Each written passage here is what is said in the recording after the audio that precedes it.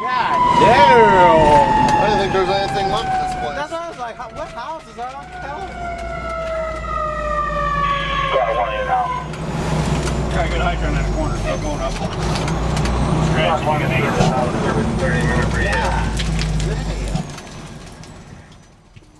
Bring the fire out 30 minutes for you.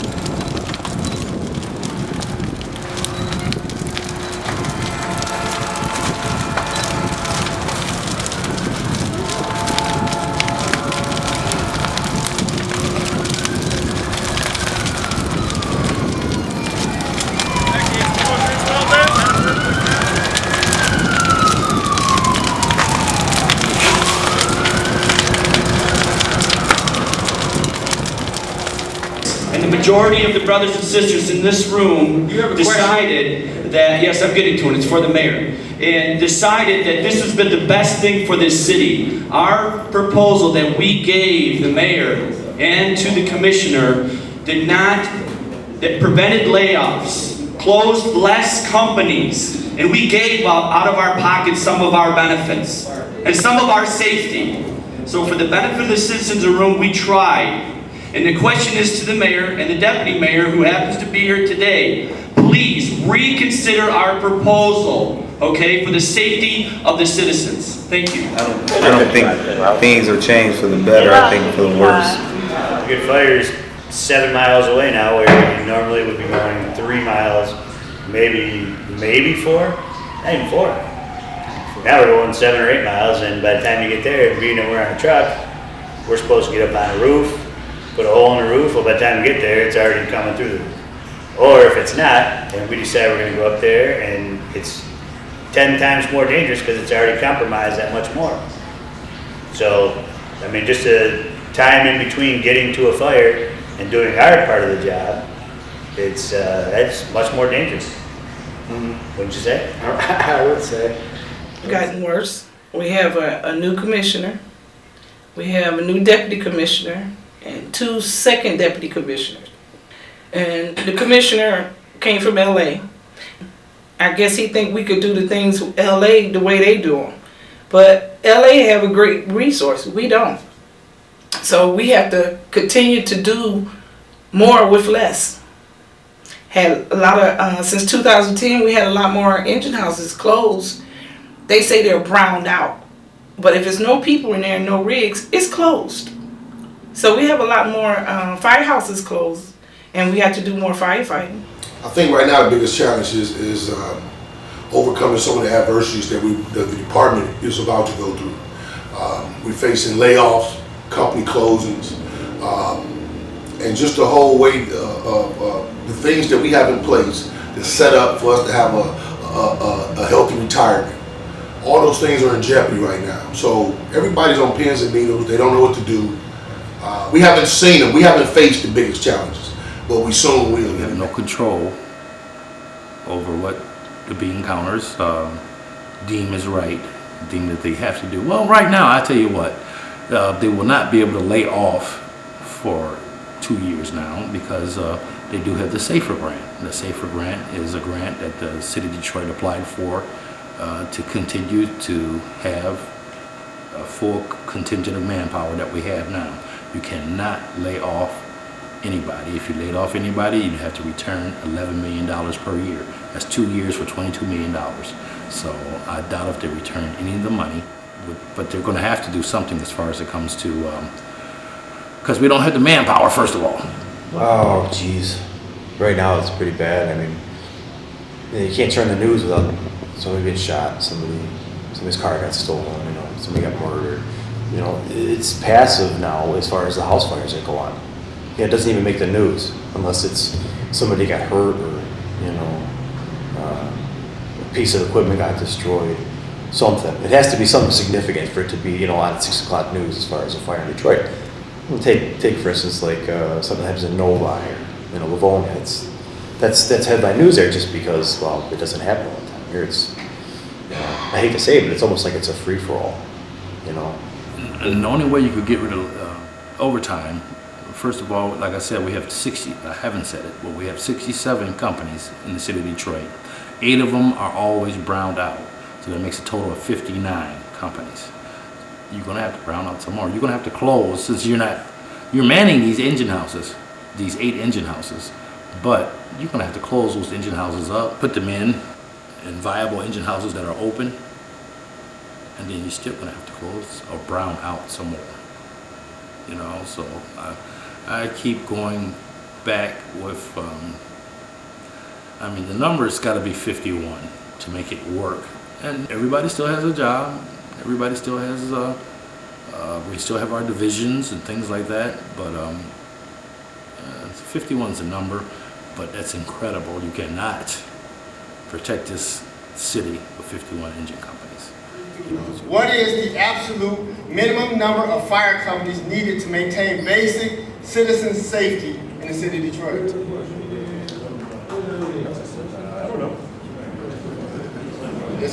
Speech. Okay, well, the bottom line was to say, what is the absolute minimum number of fire companies needed to maintain basic citizen safety on a daily basis? Have you come up with something like that? No, I haven't, one. But what we work off of in the fire service is an 8-minute response. Getting all the resources. The first company on scene within 5 minutes, everybody else get there at 8. And let me just preface it with this. Are you meeting that? That's in a perfect world. That's the NFPA standard, response standard 1710 for an urban environment. Interestingly, NFPA also has a 1720, which is for the rural environment.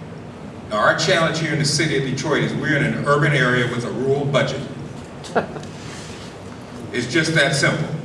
We have 52 companies this year. I'm sorry, 52, because they closed 15. Permanently closed 15. So we have a complement of 52, and then they brown out another 8 to 10 a day, which gets us to that 40-42 model. Because we have so many fires, I used to think job security, they can't close all these companies. They're going to have to keep hiring. Well, they stopped hiring and they're closing companies, and we're driving 5 miles further than we used to do. And we're busier than ever. Yeah, than ever. It's gonna be crazy. When I started, I think the average manpower for any particular day was up in 290 men a day. Now it's down to 150 a day. It dropped down below 150 a couple weeks ago.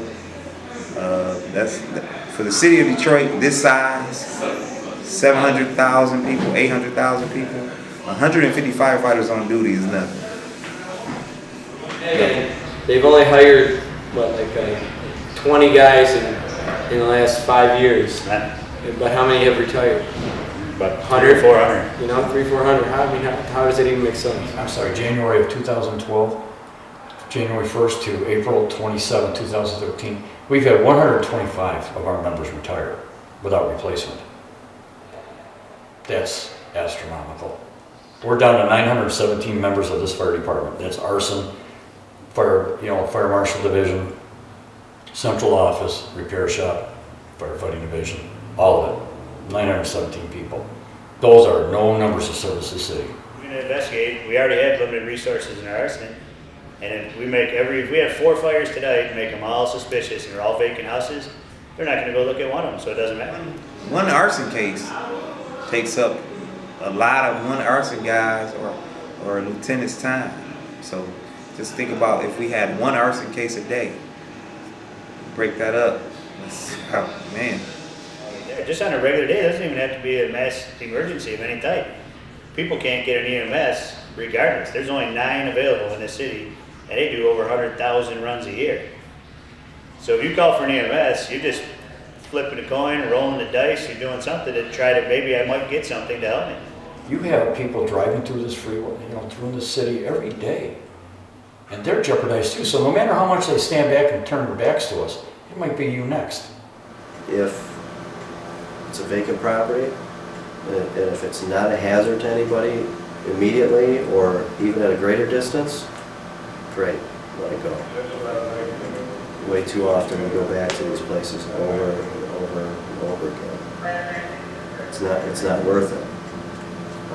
But if it's impinging on an exposure, an occupied exposure, absolutely we have to stop it and save that person's property. We need to protect the people that are still here.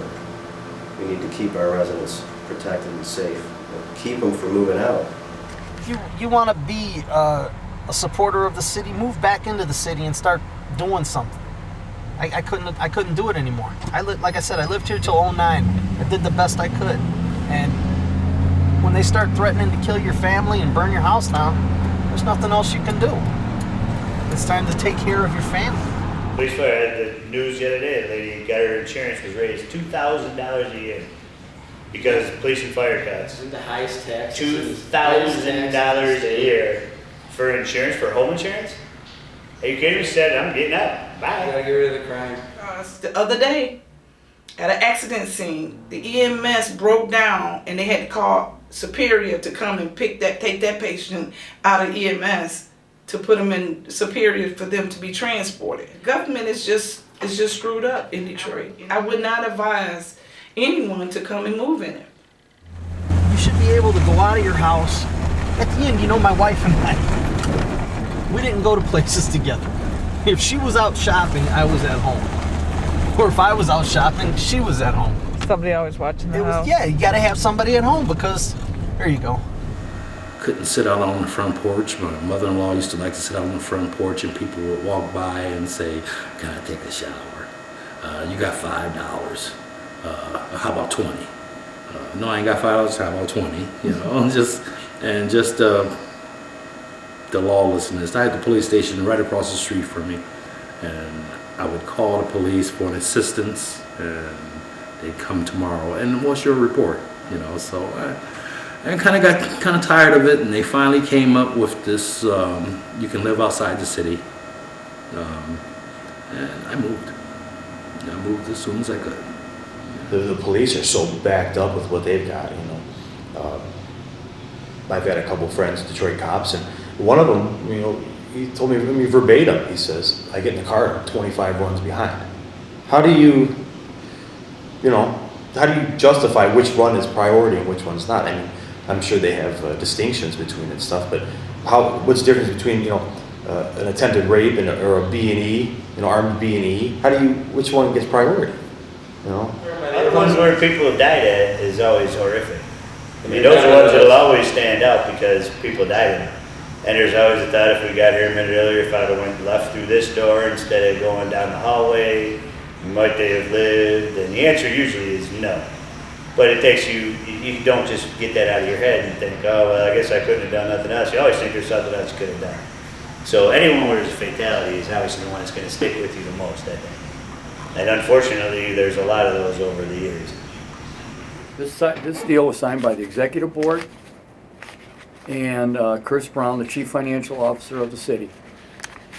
Right here, there it is, Chris Brown. And they were obligated to, by charter, for this contract to be approved, they had to go to council. And they didn't take it in front of council. So instead, they put it off to the side and said, here's what we're gonna do instead. We're gonna greatly threaten the safety of this city. It seems like it. Watching the news the last few days, I haven't been working any of those days, but watching the news and knowing the locations of where people have died, they're right by close company, so. It's easy to say that yes, absolutely, but yeah, two people on by 57. We're behind 57s, we have one. But you can say that was the reason, but they may have already been gone. Can't say for sure, but they would have had a better chance if there was a company open. And over on the east side, we had those 8 people, 47s is closed, and later 30. So if I were a betting man though, which I happen to be, I would bet that yes, lives have been lost because of the closings of companies.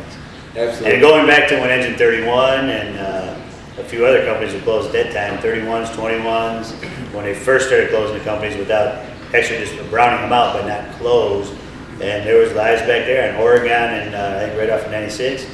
Yeah, there's a lot of them. I would say yes, but can't say for sure. For example, Engine 49 was closed. When they closed, a man in a wheelchair right behind that firehouse, a fire broke out in his home, and it took another company to come farther away. When they bust down the door, this company here bust down the door, he was at the door in his wheelchair. He couldn't get out. And it's been more. You know, but as you know, some fires, it's hard for us to save them.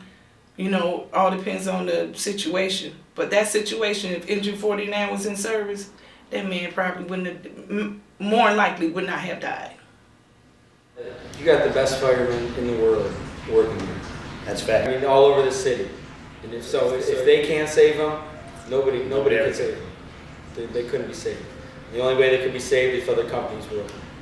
Of all the lobbying we do and all the political action, nobody cares. They like to come down and go to the Red Wings game, they like to come out, and that's it.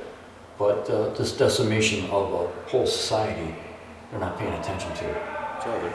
And then you got your great city leaders leading the way saying, we gonna burn this motherfucker down, you know? If anything, you give that to, that's our leader. And do you know what? After he said that, the southwest side of Detroit just blew up, and they were fighting fires all night long. We need jobs in this city, but to get businesses to invest in this city, you have to offer services. Their employees have to feel safe coming to work. You know, you want people to live close to where they work. Well, you need vibrant, viable neighborhoods that people, again, feel safe in. That nobody wants to move in next to a burnt-out vacant house. I can't see anybody ever vacationing in Detroit. No. Let alone moving back to Detroit. Vacation. Yeah. You know how weird that sounded when you just said vacation? Like I'm taking a vacation in Detroit. Yeah, let's go to Detroit. But I like I said, I wouldn't want to no other way.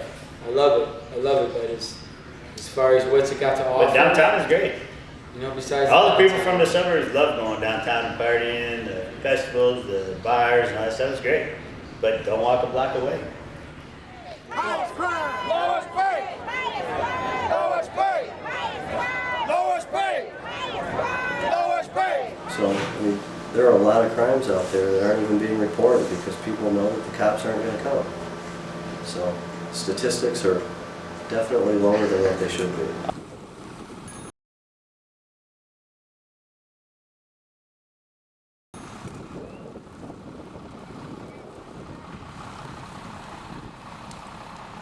They keep saying that all these vacant houses and they started tearing down and they're doing all this. But people are continually leaving, which means more vacant houses, which people are just setting on fire. It's not even an insurance job.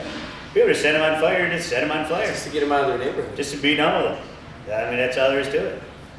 You've been up and down these streets down here, and there's you can see for 4 or 5 blocks through where all the houses used to be. When we do hydrants, when we're going up and down these streets, I'm just in awe of how many there are. And like someone threw a bomb landed, and all of a sudden, this whole neighborhood, I mean, these houses that we went by today, huge houses. And we actually commented about, wow, 20 years ago, this must have been just an amazing neighborhood. Look how gorgeous these homes are. They're all gone. There's no one there. So We're the demolition crew now, right? That's why you have to listen to what our commissioner says very carefully. When he says, let it burn, well, we know why now. People just pull up to a house, they throw a little bit of hard wiring up in the house so that they got electricity. I don't even know what they do for fuel or gas for their gas stuff, but they probably don't use it. But yeah, it's kind of scary sometimes. You hear it on the radio, body found here, body found there, because we didn't know that they lived in there. You get a house that's fully involved, can't even go inside. You won't know until after the fire's done, until they bulldoze it, and maybe not even then that there was somebody there. The one that I didn't go to,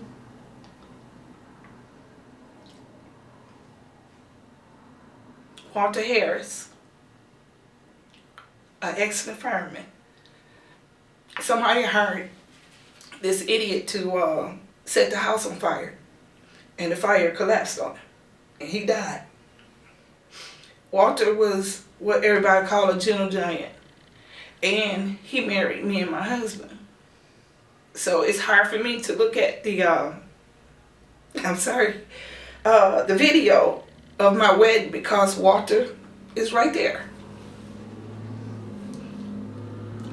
And when they called, I broke my neck getting out of home to get there.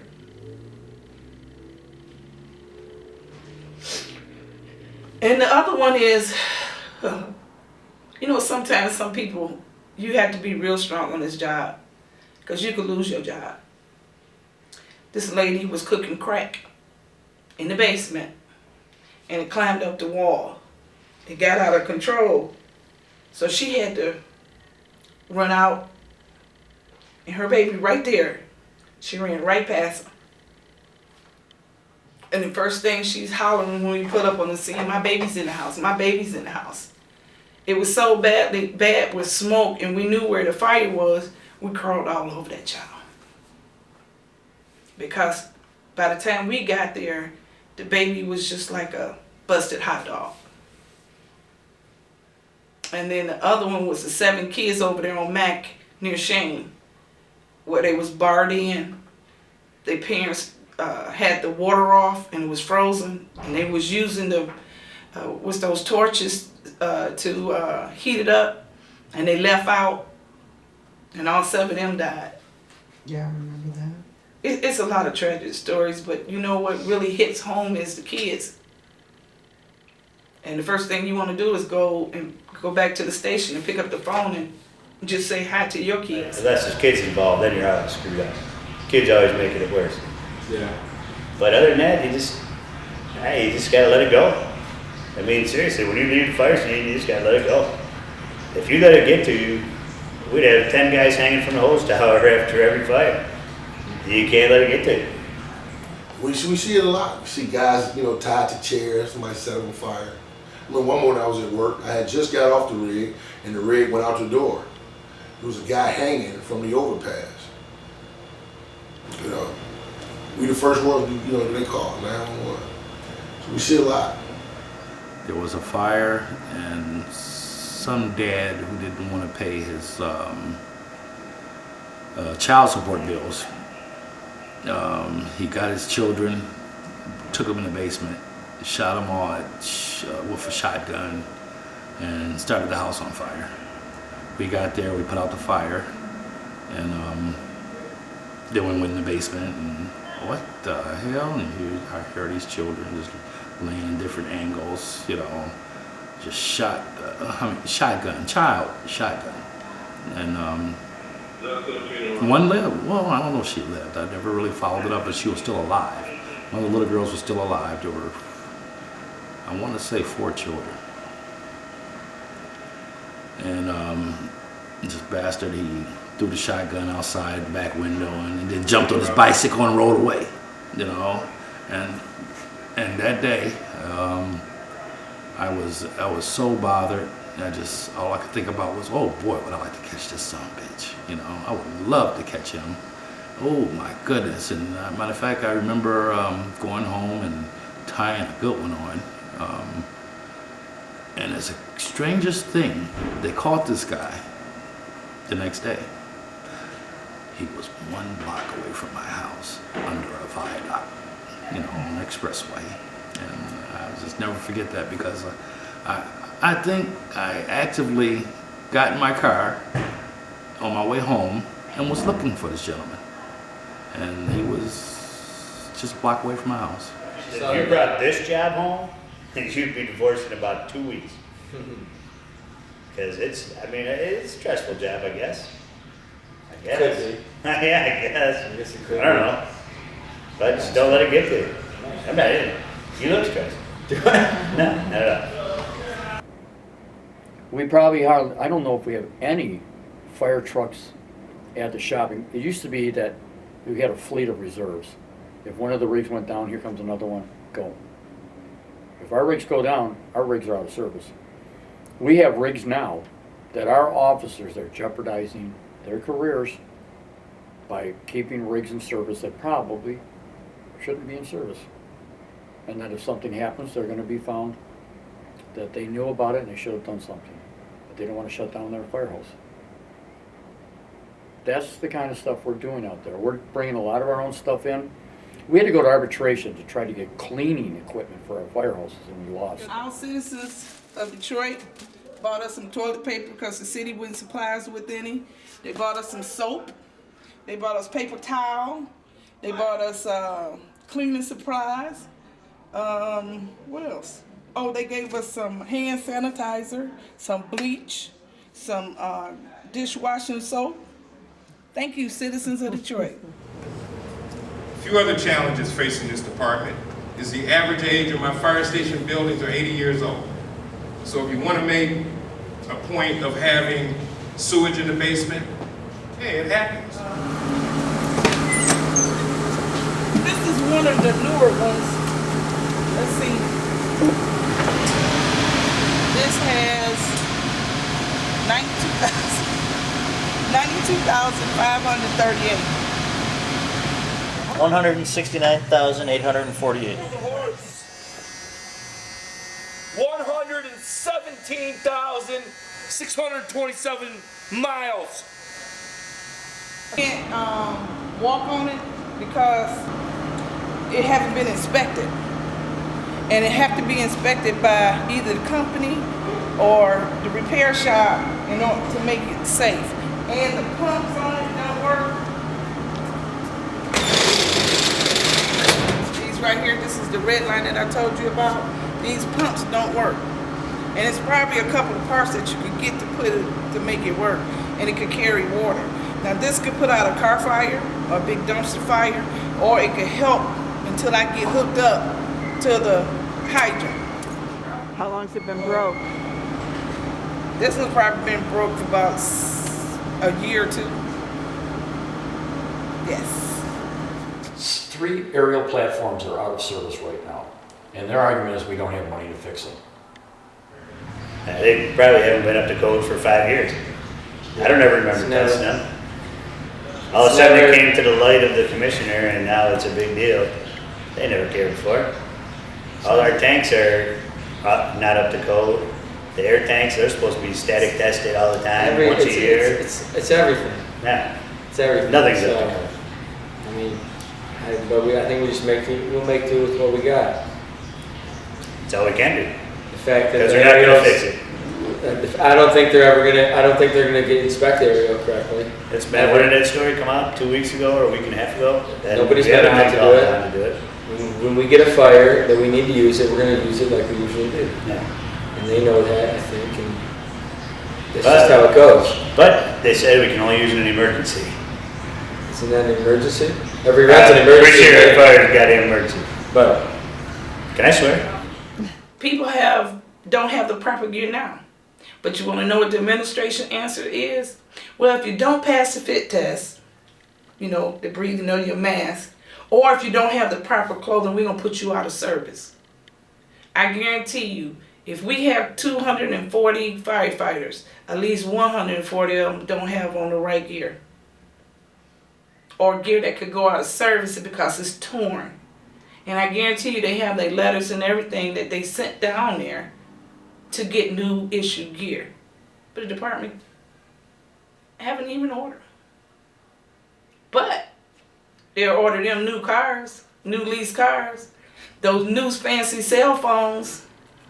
They'll get all of that. I didn't come here to break the department. I've had people tell me my job was to come here and bust the union. The mayor never said that to me. I'm here to do the best job I can in a very difficult situation facing the city of Detroit. The proverbial kicking the can down the road has come to an end. We all have to stand up and face the music.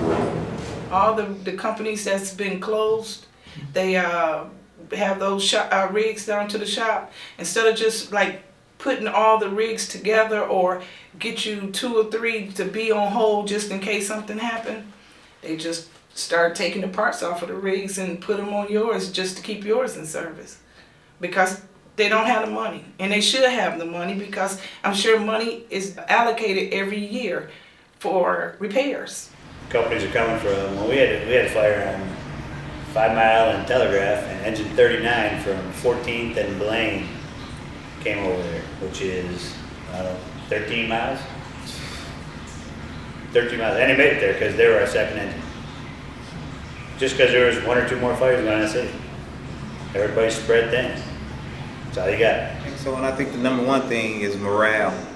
You know, everybody's doing the speaking for us, but nobody's talking to us to see what's the best route to take, or see if we have any ideas to help the city, or see what we're willing to do to help the city. We haven't had a chiefs meeting, maybe 1 or 2 in the past 2 or 3 months. Yet, my concern is you have daily staff meetings with your staff. We know this is about number crunching, okay? What I see is that you're not getting input from battalion chiefs in regard to where we can most effectively cut. Engine 39 or 49 was closed the other day. They broke in and stole the pipe and all that other stuff.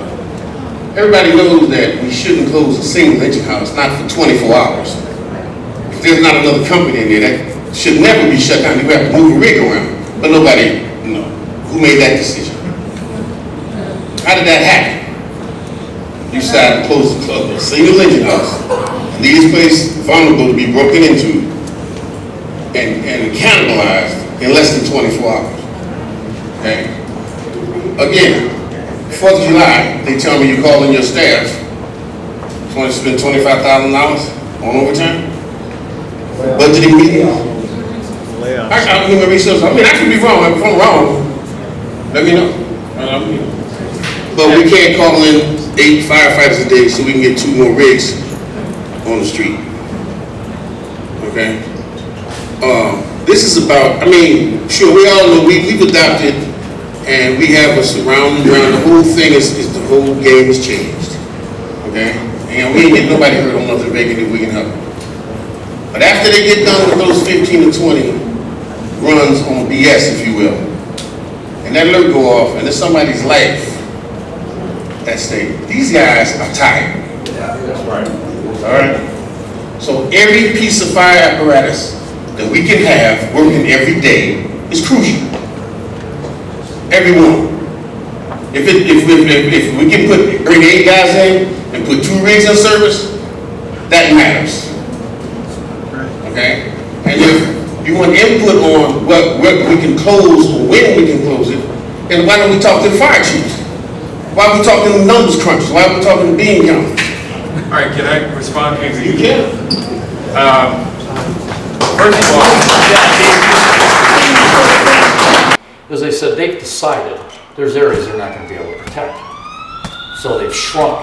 We can show on a map that they're protecting from Jefferson probably to Highland Park, maybe Lodge 75. That's their cornerstone. That's their Fort Apache. But the rest of the city, like right here, Rosedale Park right down here, nobody's walked to them and said, this Rosedale Park, which is a beautiful neighborhood, we're not protecting you. Yeah, when we pulled up there, and it was burning. Set alone. Set alone. Check for a fire. No, they're sending us with 33s. 33s was on the original still on it.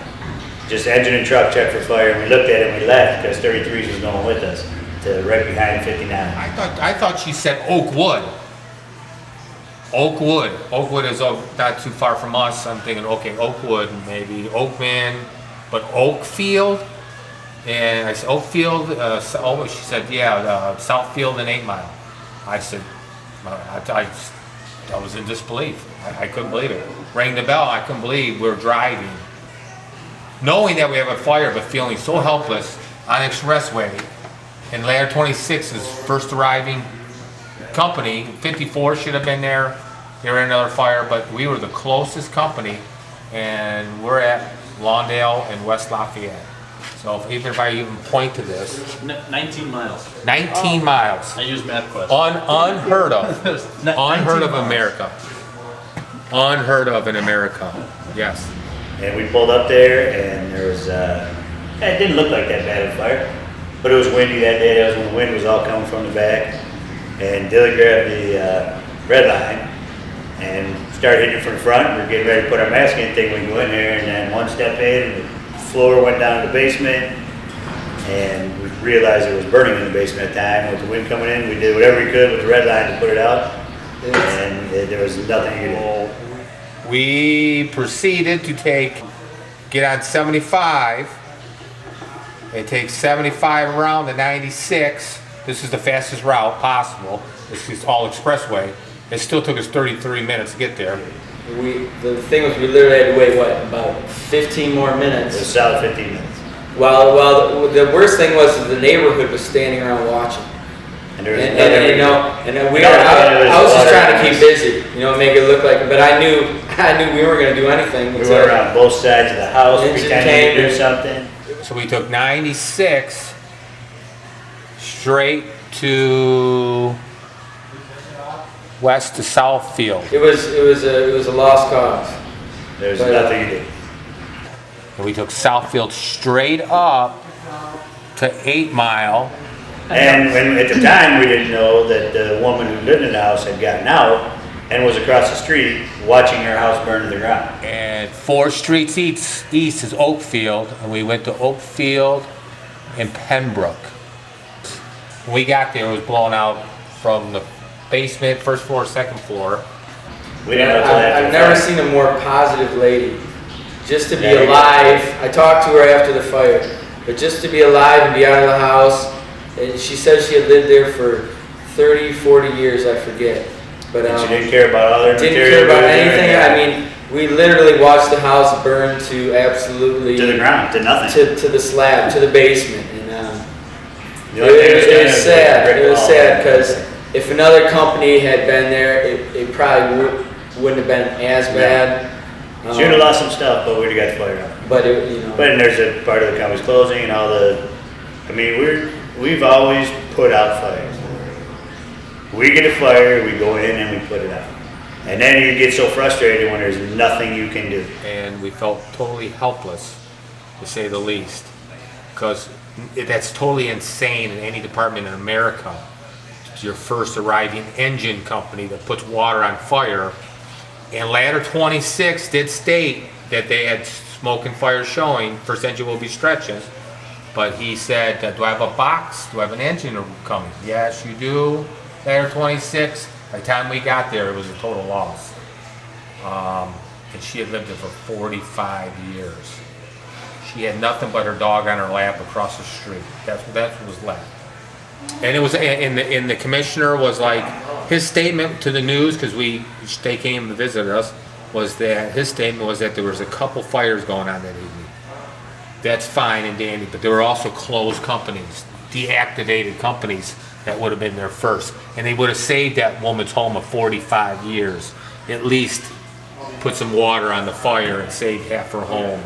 19 years of fire service, that is by far the farthest I've ever gone in the city. I don't think anybody's got us beat. Because that's the fire everybody's heard of. You ask anybody, we were on the Oakfield fire. Then they'll go, oh yeah, I heard about that one. I mean, that's unheard of. Think about that. And for people that don't know, the truck, I mean, they really couldn't do. No, they don't carry. They carry ladders. They carry ladders, manpower. They carry the tools necessary. They do. Some have what's called red lines, but they only carry X amount of water, 300 to 500 gallons. That's it. Okay, so you have engine 57 closed. It's 5 blocks probably. So in that situation, 100%, it would have made a difference if they were open, because that would, add on another 3-4 minutes for us to get there. We get there and nothing came across Central as far as anybody trapped. There's Detroit police there. There's a mother, I believe the father, and then a neighbor. Hey, he's in the back bedroom. Who is? Oh, my son. He's in this back bedroom. So I dart off. Brian stretches. Fugel's getting his tank. He tells him, Captain gets that back there with me. I'm masking up. Captain lobs me in the window. I go in the window. He's supposed to be in this bedroom. I'm in there looking. I put my head out. Nothing. No heat, anything in this room. I open the door and the fire is just licking off the door. It's already come down the hallway. So you'd like to think that with the company being there, it would have gave him a better shot. And as a taxpayer citizen in the city, they're allowed that right. They didn't lower your taxes. You know what I mean? Are you kidding me? We're in a state of to spare. I mean, really, when you're starting sending engine companies throughout the city, we used to have what's called hydrant district, or your district.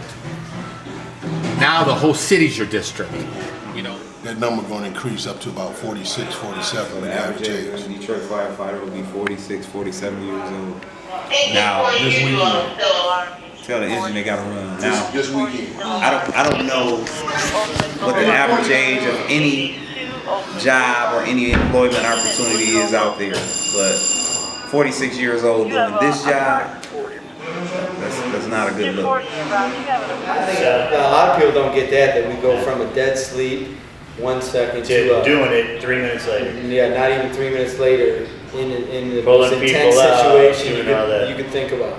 Yeah, that's You know, that's like- usually like that. Like, you know, nobody like that. nobody ever can understand that unless they actually do it. Either we're the best fire department there ever was, or we're the luckiest sons of bitches there ever was. Excuse me. We are very lucky because we haven't lost much more life. Because I've seen situations where it could have been worse than it was. You know, like houses fall in while people are walking in between them, and just sometimes carelessness itself. You know, or just being tired. You just beat the hell up and just not thinking about a chimney falling down, and you're just leaning against the house. You're not thinking. You're thinking the structure's going to stay up forever. You know, whatever you're thinking. But yeah, we've been very, very lucky. Very. I'm not superstitious. I'm not going to knock on wood. Well, I think this is probably as low as it's ever gotten. I mean, as far as with morale and everything with the fire department. You know, everything's in limbo. If our rig breaks down, are we out of service? Are there any more rigs? You know, I mean, this rig's got 180,000 miles on it or something, you know? So, I mean, everything coming, you know, another 10%, we're going to take more of our health care, you know, we're going to permanently close this house, and, like, you know, it doesn't seem like there's any end in sight with this stuff. You know, I used to just love to come to work. Now I love to come to work just because of the people who I'm working with. Until the garbage come from downtown. When the chief come down and say, well, I got this bulletin that came out. The commissioner want us to not do this no more, not do that.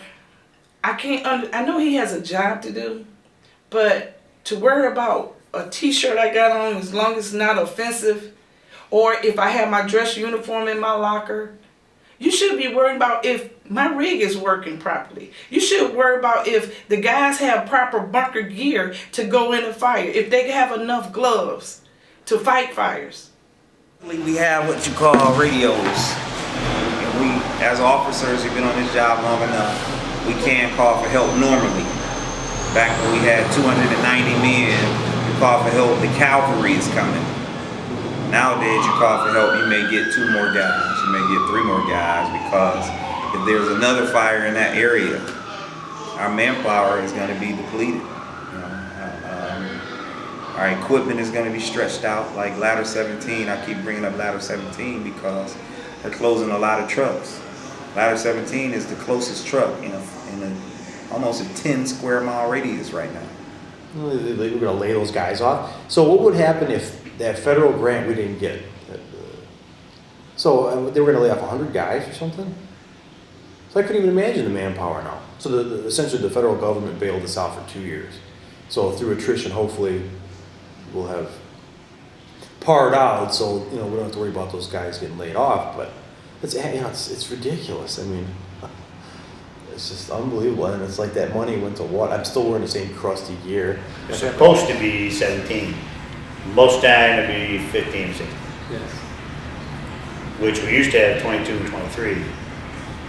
And that's for an extra engine, which would make it 27 and 26.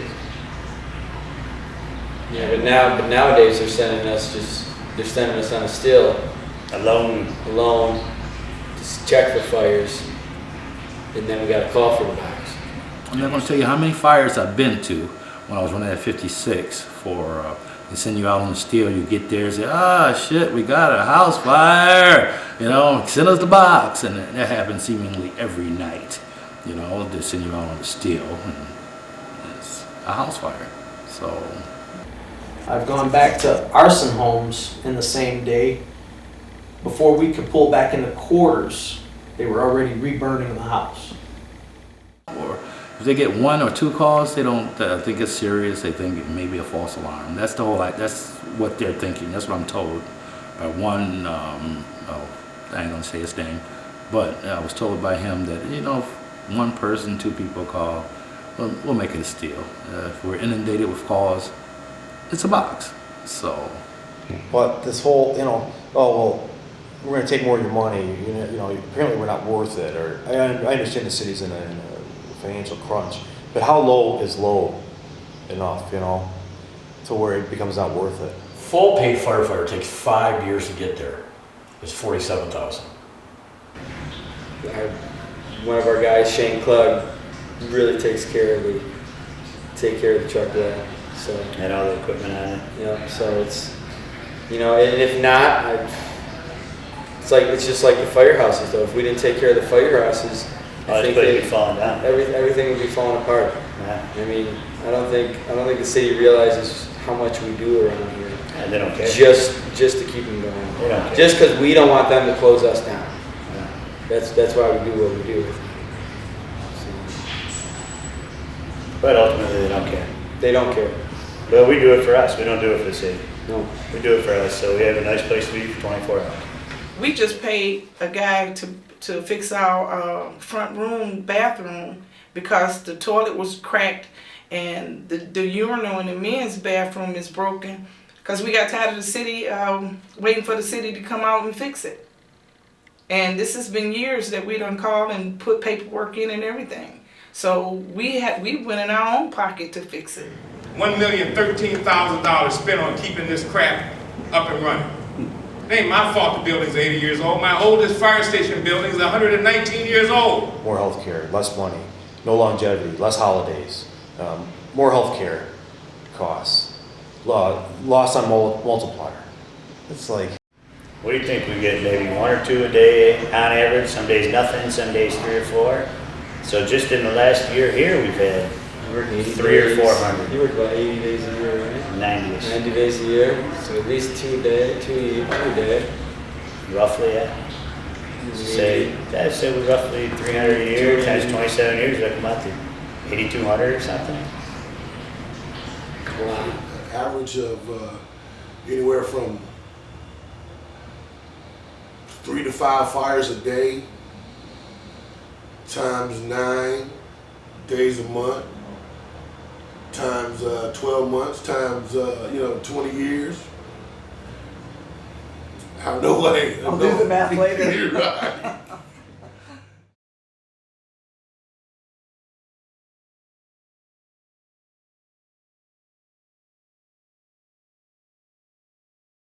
These men and women, they jeopardize their lives to save us. And when I was 6 years old, my next door neighbor died in a fire. Not because the firemen were trying to get in there to her, but that's something that has stayed in my mind forever. And I appreciate all of you guys and the job that you do. I really do.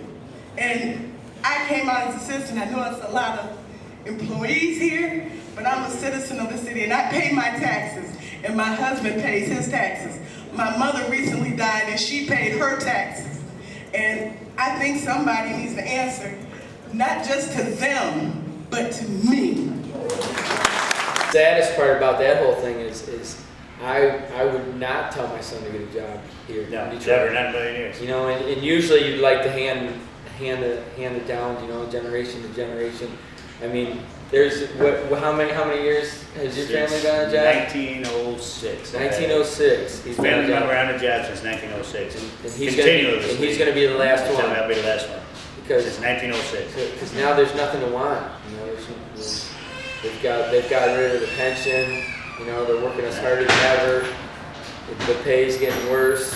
I mean, it used to be job security. I still love it. I love every minute of it. I love coming to work every day. It's nothing I don't except the bad days. The bad days are the bad days. But besides that, I love it. It's just mentally we get over the bad days. Exactly. We come here, everybody's all hanging out together, we do our thing, and whatever you watch the mayor's... You get numb to it a lot too. Yeah, so you watch the mayor's State of the City address, and he's lying, and everybody's going to get screwed. But People are well, you stealing. know what? Everybody's stealing. We'll be here on Saturday having a good old time again. Just doing what we do. We'll be beating you in ping pong and pool. Yeah, you know, fall through floors, partially through a roof, falling off porches, have, you know, crap fall on you, burns, face burn, wrist sprains, ankle sprains, shoulder. You know, you look at, they're all probably at the time not very significant, but they all start to add up over time. You know, I start to think, and I'll be 34, and I can already feel some of my joints really lock up when they, you know, it's funny hearing stories about, well, when it rains, and it's the truth, and all of a sudden click, click, click, you know, this and that. I've been injured a few times. I'm sure you have too. Yeah, it happens. But it's a nature of the job. Yeah, you're gonna get injured. They make it. I mean, and there's injuries to where you just kind of work through it. You know, I mean, I've taken sick days. This guy's pretty broken up. I've taken sick days rather than go to Department Medical because it's such a exactly. pain in the ass. They almost make it a I will hassle. heal on my own and not go on Jay's because they make it such a pain in the ass. Curry just went off the other day and he has not been able to get a hold of our medical yet. It's been 5 days. He can't even Is there get a hold of medical? anybody Is there now. medical? There's something at City County Building and their voicemails are full and you can't get a hold of them. And you have to get a hold of them to be able to see your other doctor. Ankles, burns, both shoulders operated on. Had a garage fall on me, so I went to the hospital for head injury and neck. No big deal. Electrocuted. Yeah, shoulders and knees. And I guarantee you, probably half the guys at this place right now could legitimately go off and get their shoulders and knees fixed because they're fucked up. But most guys won't go off. I know my shoulder's fucked up, but I'm not going off because I still beat him in ping pong. And there's better equipment out there too, as far as tanks, lighter tanks. Yeah. You know. That was way better stuff than we had. We're not getting it. Ain't getting it. I'm a senior lieutenant. This is my 26th year. I'm 45 years old, and I put my tank on when my men put their tank on. I take my tank off when my men take their tank off. I take my gear off when they take their gear off. We don't have the officers where you stand outside and point and delegate. You know, we have to be with our men. You know, and we don't use an excuse that we have a light blue shirt on, so we're not going to be with our men. We're going to be with our men. And so I took off, going to the back, and there's pitch black smoke everywhere, and I couldn't see, and ended up falling through a hole in the floor. And I landed upside down on my shoulder. My shoulder caught the floor joist on the first floor, or else I went in the basement. Because there was holes, you know, straight through. I mean, we've probably been all lucky a lot of times.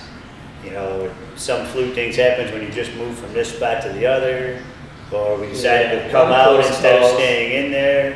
Where you don't think about it at the time, but you think, man, if we were in there, we'd been fucked. Or if we were on that roof, or if we were on the second floor, which we just were 5 minutes ago. Or if there were bars on that window. Yeah, there's a lot of times. I mean, there's so many that.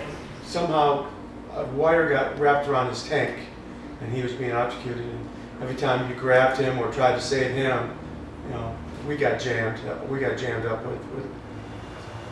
One time, me and Lieutenant Massey got hit by a car on the Davidson Freeway. No, we were, you know, it's just like any other fire, you know, we were upstairs in a house looking, just checking hot spots, and the whole upstairs flashed on us, and we actually, I dived through the window, dove through the window, and it happened to be the only window in the house without metal bars on it. And two other, you know, Ed Barbridge and Brian Cross were with me too, and we all got pretty hurt, and I think it was probably the closest I've ever come down. And then at the hospital. And you know, we had at the hospital. It was just cold day. Remember? It was a cold day. It was a cold day, and we were real wet. I remember that. And the first thing they do is they take your clothes off. And it was very cold and wet. It was cold and wet. We were on a steel gurney, and that's about all. And you had a couple of cute nurses. I understand you have to live within your budget means, but you absolutely have to focus on safety. the more you cut services, the more people are going to leave. The more people leave, the more you lose your tax base, the less money you have to work with. It's just literally putting fuel to the fire. It's going to accelerate the decline of the city if you cut police, fire, EMS, the essential core services that people rely on. It's going to accelerate the decline.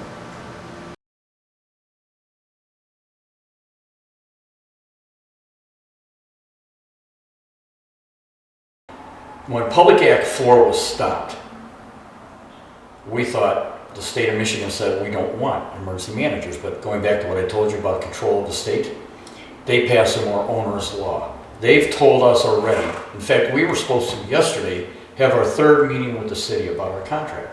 They canceled it. They said, we'll meet and confer with you. We're going to impose a contract on you. Under this law, Public Act 436, I don't live in America anymore. I have no right to bargain. I have no right to talk to my employer. The emergency manager, yes. And that's going to be maybe scary, maybe not. You know, he might come in and improve us on the things that we don't have so we can do our job better. But I know he's going to come in and make some major cuts. And we're already down to the bare minimum. So I can't see him doing it, but I don't know what his project is going to be or what he's planning on doing. But nobody wants him here. How do I foresee the city in like 5 years from now, you know, compared to how it is now? With all the stuff that's going on, is it going to get better or is it going to get worse? I don't know, you tell me, I don't know. I can't, honestly, I don't think there is an answer. Until it's all vacant land and they start from scratch. From downtown out and move the way out. I don't see what you could possibly do. Who's going to send their kids to school here? Where do you go grocery shopping at? There's about 2 grocery You never stores in the city. yeah. You can't go grocery shopping, you can't, what can you do? I don't know. I don't have the answer for that. I don't think anybody has the answer for that. I don't think it's fixed. Not in our lifetime. All you have to do is come here, pay attention, live here for a moment. It doesn't take a year. It takes a moment. You'll see there's just a kind of a different mindset. You know, I'm not saying that people are ignorant. I'm not saying that. I'm just saying they've gotten used to certain things that go on here. They're all upset about some young fella in Florida wearing a hoodie who got killed by a white man, okay? But we're not upset about children playing on their front porch, children laying in their beds at home, getting shot through the wall. And, I mean, there's no uproar, upcry whatsoever about things that really matter here. So I'm just looking at it like this is the way they're looking at things now. They've come to accept what is happening in the city of Detroit, and I refuse to accept it. You watch the news and you get pissed off, and you come to work and we all hang out together and have fun, and we survive. We survive. Just feel bad for the next generation, feel bad for the city. I grew up in this whole battalion here. I lived in like 7 or 8 different places growing up, and after I moved out in my teen years with my buddies and such, and it's just frustrating to see the neighborhood be as horrible as it is, because I lived in every little section of this neighborhood. When I came on, my driver had Dennis DeClark, had 30 years on that, and he says that he had been waiting 30 years for it to slow down, and he says it just gets busier every year. He's retired now, but he says it just continues to get busier and busier for the last 30 years. So I don't know how it's ever going to change. I don't know. I like to think that I'm the most optimistic person, but I'm also very realistic, and I just don't see anything getting better anytime soon unless we do something very drastic. And I haven't seen any drastic action from anybody that's that positive. I'm sorry. I'm an optimist regardless. I will always think that everything's going to get better eventually. Matter of fact, I'm so used to every politician telling me that, oh, it's going to get better. But in the 34 years that I've been here, it's got nothing but worse. But I think one of these days, we're going to have a politician who's going to say it's going to get better, and it's going to get better. You know, it's just it's a mindset, and I think that people that live in the city of Detroit is of the mindset that this is the way it's supposed to be, and they're wrong. They just have to go out and see someplace else and see that this is not the way it's supposed to be. You're not supposed to elect people to your city council because they dance in the street, or because they can sing, or they were on the news, or you know, you need to be more civic-minded. We're a family here. We spend just as much time here as at home. So you have that close-knit group. And these guys are very special to me, all over the entire city. No matter where you go, you be embraced. They're glad to see you, you know, glad to work with you or whatever, but these guys are totally different from the guys out in the street. I think some of them is probably crazy, but yeah. You've got your bad with your good, but in my heart, they're all good guys. I'm on every one of their sides, except for what's that lieutenant's name? No, and one captain. But the best part of this job, in many ways, is it's like being in combat. The camaraderie that you build with men when you put your life on the line, or when you put your life in their hands and ask them to put their life in yours. That bond is so strong. And sure, do we fight and bicker and argue? Yeah, we do. But when that bell goes off, you see those guys move or act like a cohesive unit. And that, you just don't get that no place else. I mean, you get it in sports, you get it in the military, and you get it here. Other than that, you don't get it. It's like going to a party every day just because you're having fun all day long. You got 8 guys watching the same movie. It's like being in a theater with your buddies, and everybody's got their little jabs and funnies. You can't beat it. Nowhere else you can go and do this. The people that I work with, the people that I work for, the citizens. I love it when we get that opportunity, you know, when you get to brighten somebody's day and put a smile on their face. That's just, there's nothing better. The pride, it has to be the pride in the job. You got to be very proud of the guys that still come to the city and do their job, because not very many people are encouraging them to. I think that's the best part. I'm proud of what we do, with what we have to work with. It's amazing what we do, you know. And knock on wood, it's amazing more of us don't get hurt. They came out today to hear our voice. That's the most important thing, because they don't think our voice is getting out into the public. The public needs to hear what we have to say. EMS gives a 5-minute ETA to your scene. 5 minutes. The message, we need him as quick as we can. Message received. Right now, guys.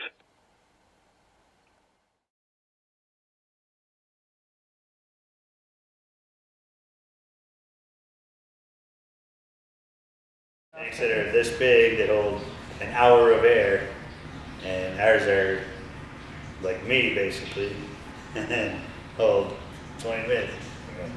That's good. It's bigger than that. Alright, let's start that. Let's start that over for you. Edit it out, because that's an important point. Good, go. Okay, and roll. And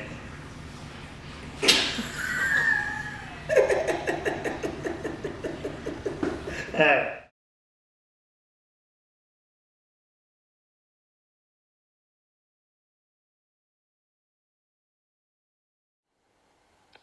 Have the guys bring the oxygen. We've got a civilian. We found a civilian in the house that you'll need oxygen. Nobody knows me, yes. He's been in the 4th Battalion his whole entire career. He's never left this battalion ever. Yes, I'm on the down low. So you're getting back right now. I'm on the down low. No, you're not. It's cool. No, you're not. But you know what that means? No, I'm not. I take that back. Do you know what that means? To be on the down low? Alright, rip cut.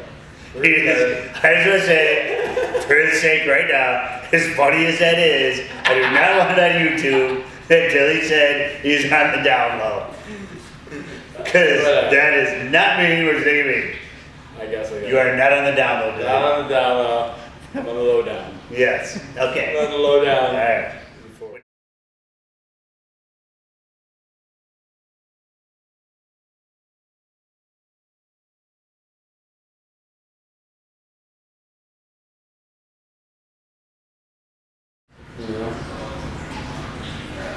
I wish I would have got to run with him today. I do. But it is what it is. You ain't gonna cry now. No, I'm not gonna cry. I think you were gonna. I'm pretty sure you're gonna cry. So you guys. I love you, Dad. I almost cried.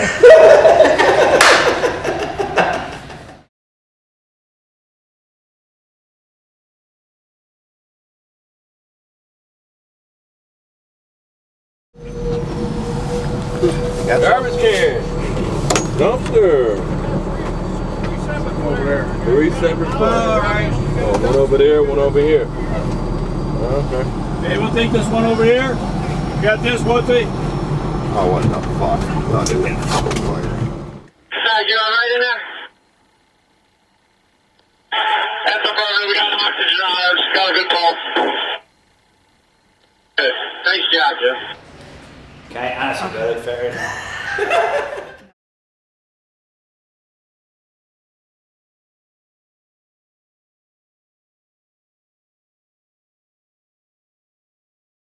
Oh my god. Alright, one more time. It's not strong enough. My money is not strong enough.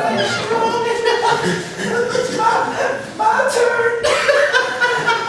That's all I want to get out there like. Come on, shake, please. Gotcha. That's it. Oh yeah. That got it. That got it. That got it. Yeah. You got it. You got it. Fuck it, Shane. Got it. Give me a shot. Give me a shot. Give me a shot.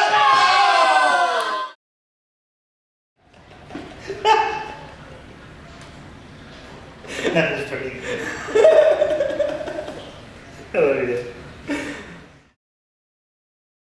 Alright. Hold on a second. Hold on. 1 second. 1 second.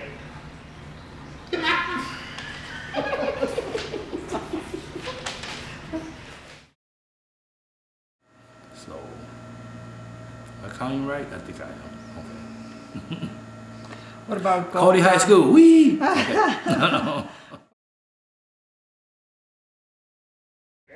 Really?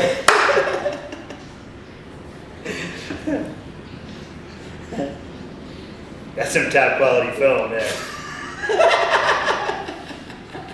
That's some good stuff.